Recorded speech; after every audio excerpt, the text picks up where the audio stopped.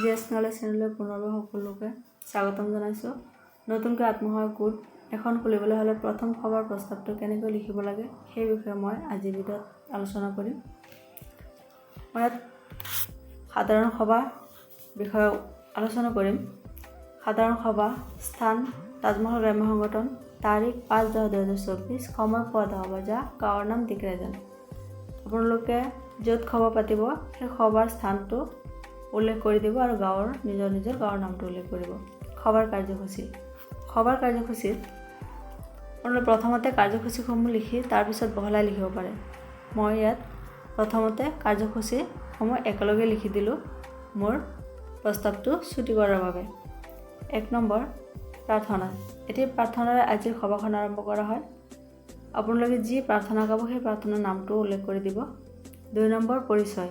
উপস্থিত সকলোৱে নিজৰ পৰিচয় দাঙি ধৰে। পৰিচয়ত সকলোৱে নিজৰ নাম, নিজৰ পৰিচয়সমূহ দিব, নিজৰ গাঁৱৰ নাম ক'ব, গোটৰ নাম। 3 নম্বৰ উপস্থিতি। গোটৰ 15 গৰাকী সদস্য, গ্ৰাম্য সংগঠনৰ সভানেত্ৰী, সম্পাদিকা, জীৱিকা সখী, বেংক সখী আৰু গাঁৱৰ সন্মানী ব্যক্তিসকল সভাত উপস্থিত থাকে। উপস্থিতিত আপোনালোকে অংগনবাদী কৰ্মী, আশা কৰ্মী, কৃষি সখী, পশু সখী, গাঁৱৰ গাঁওবুঢ়া আৰু গাঁৱৰ বিশেষ সন্মানী ব্যক্তিসকলক উপস্থিতিত উল্লেখ কৰিব পাৰে। 4 নম্বৰ সভাপতি নিৰ্বাচন। গ্ৰাম্য সংগঠনৰ সভানেত্ৰী বাইদেৱে আজি সভাত সভাপতিত্ব কৰে। মোৰ ইয়াত গ্ৰাম্য সংগঠনৰ বাইদেৱে সভাপতিত্ব কৰে।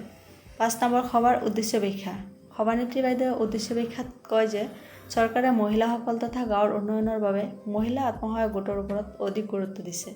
সেয়েহে চৰকাৰী আঁচনিৰ সুবিধাসমূহ পাই গাঁৱৰ দৰিদ্ৰ মহিলাসকল আৰ্থিক দিশত স্বাৱলম্বী হোৱাৰ বাবে আমাৰ গাঁৱৰ 15 গৰাকী মহিলাই মিলি এখন আত্মসহায়ক গোট খোলা হওক বুলি সভানেত্ৰী বাইদেৱে উদ্দেশ্য ব্যাখ্যাত উল্লেখ কৰে।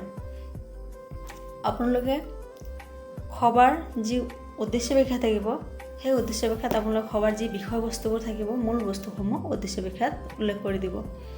উদ্দেশ্য ব্যাখ্যাৰ অন্তত আজিৰ সভাই ৰাজহুৱা আলোচনা মৰ্মে তলত উল্লেখ কৰা প্ৰস্তাৱসমূহ সৰ্বসন্মতিক্ৰমে গৃহীত কৰে।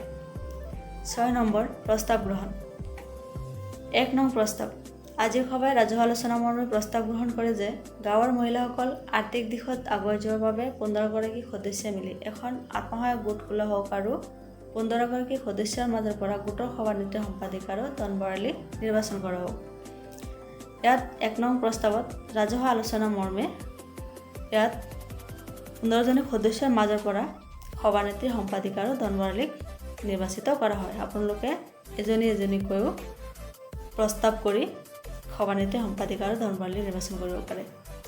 2 নং প্ৰস্তাৱ। 15 জনীয়া গোট খোলাৰ পিছত গোটখনৰ নাম কাইনাত আত্মসহায়ক গোট হিচাপে নামকৰণ কৰা হওক বুলি ৰাজহুৱা প্ৰস্তাৱ গ্ৰহণ কৰে। 2 নং প্ৰস্তাৱত ইয়াত 15 জনী মিলি গোটটো খোলাৰ পিছত গোটখনৰ নাম কাইনাত আত্মসহায়ক গোট হিচাপে নামকৰণ কৰা হয়। আপোনালোকে নিজৰ পচন্দ মতে নাম দি পেলাই গোটৰ নামটো ৰাখিব পাৰে। 3 নং প্ৰস্তাৱ। আজিৰ সভাই ৰাজহুৱা আলোচনা মৰ্মে প্ৰস্তাৱ গ্ৰহণ কৰে যে কাইনাত আত্মসহায়ক গোটৰ সভানেত্ৰী আৰু সম্পাদিকা বাইদেউৰ নামত ইউকো বেংকত এখন একাউণ্ট খোলা হওক। মই ইয়াত সভানেত্ৰী আৰু সম্পাদিকাৰ নামত জইণ্ট একাউণ্টটো ইউকো বেংকত খোলাৰ কথা লিখিছোঁ। আপোনালোকে যি বেংকত গোটৰ একাউণ্টটো খুলিব সেই বেংকৰ নামটো ইয়াত উল্লেখ কৰি দিব। 4 নং প্ৰস্তাৱ। আজিৰ সভাই বেংকৰ লেনদেনৰ দায়িত্ব গোটৰ সভানেত্ৰী আৰু সম্পাদিকা বাইদেউৰ হাতত অৰ্পণ কৰে। 4 নং প্ৰস্তাৱত গোটৰ লেনদেন টকা পইচাৰ সভানেত্ৰী আৰু সম্পাদিকা বাইদেউৰ হাততহে অৰ্পণ কৰা হয় বুলি 4 নং প্ৰস্তাৱত উল্লেখ কৰা হয়। তাৰপাছত আছে কাইনাত আত্মসহায়ক গোটৰ সদস্যসকলৰ নাম। আপোনালোকে গোটৰ 15 গৰাকী হওক বা 10 গৰাকী হওক সেই সদস্যসকলৰ নাম আপোনালোকে ইয়াত লিখি দিব।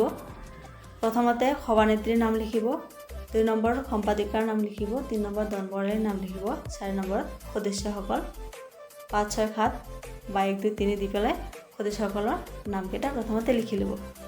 তাৰপিছত জীৱিকা সখী বাইদেৱে আত্মসহায়ক গোটৰ সকলো সা সুবিধাৰ কথা বুজাই দিয়ে আৰু বেংক সখী বাইদেউক কাইনাত আত্মসহায়ক গোটৰ একাউণ্টখন ইউকো বেংকত খুলি দিবলৈ কয়। জীৱিকা সখী বাইদেৱে আত্মসহায়ক গোটৰ সকলো সা সুবিধা, চৰকাৰী আঁচনি, বেংক ঋণ, CIF ঋণ আদিৰ বিষয়ে গোটৰ বাইদেউসকলক বুজাই দিয়ে আৰু কাইনাত আত্মসহায়ক গোটৰ একাউণ্টটো বেংকত খুলি দিবলৈ বেংক সখীক কয়। সদৌ শেষত আজিৰ সভাৰ সভানেত্ৰী বাইদেৱে কাইনাত আত্মসহায়ক গোটৰ সদস্যসকলক গোটৰ বহীপত্ৰবোৰ পৰিষ্কাৰ পৰিচ্ছন্নকৈ ৰাখিবলৈ আৰু গোটৰ নিয়ম নীতিবোৰ মানি চলিবলৈ অনুৰোধ জনাই সকলোৰে উজ্জ্বল ভৱিষ্যত কামনা কৰি সভাভংগ বুলি ঘোষণা দিয়ে। শেষত সভানেত্ৰী বাইদেৱে সকলো সদস্যক নিজৰ গোটৰ বহীপত্ৰবোৰ পৰিষ্কাৰ পৰিচ্ছন্নকৈ ৰাখিবলৈ কয় আৰু গোটৰ নিয়ম নীতিবোৰ মানি চলিবলৈ অনুৰোধ জনাই সভা ভংগ কৰে। উপস্থিত সদস্যসকলৰ চহী। উপস্থিত যিসকল থাকিব সকলোৰে তলত চহী কৰাব আৰু সভানেত্ৰীৰ চিল আৰু চহী কৰাব। সম্পাদিকাৰ চিল আৰু চহী কৰাই প্ৰস্তাৱটো বেংকত দি আপোনালোকে নতুনকৈ গোটটো আৰম্ভ কৰিব।